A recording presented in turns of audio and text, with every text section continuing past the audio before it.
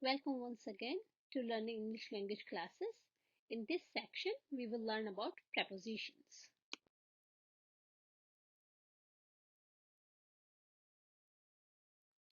So, what is a preposition? A preposition is that which is placed before a noun or a pronoun.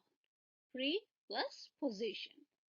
So, it may be defined as a word placed before a noun or a pronoun to show in what relation the person or thing denoted by it stand in regard to something else.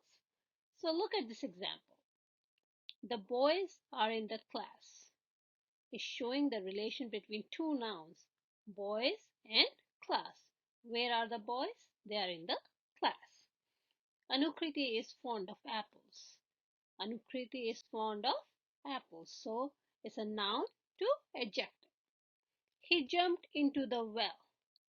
He and well. What happened? He jumped into the well.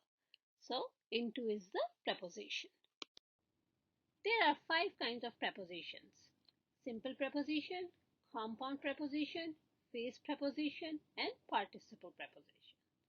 Simple prepositions are up, till, to, through, on, off, in, from, for, by, at. Compound prepositions are beside, across, within, between. Phrase preposition according to, in addition to, in front of it.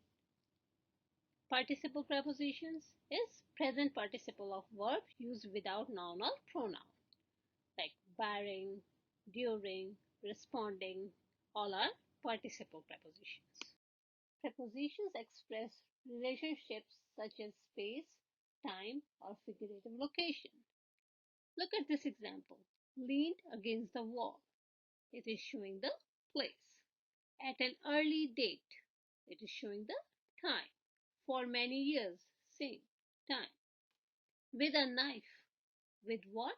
With a knife. It's showing the agency. Through a fire. Through what? A fire. It is showing the agency.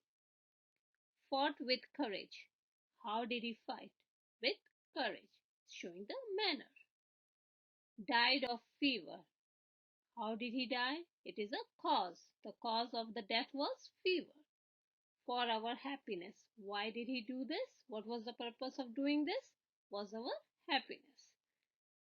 A man of means. He has means. He has stuff. So this is showing possession. So a preposition is expressed by relations.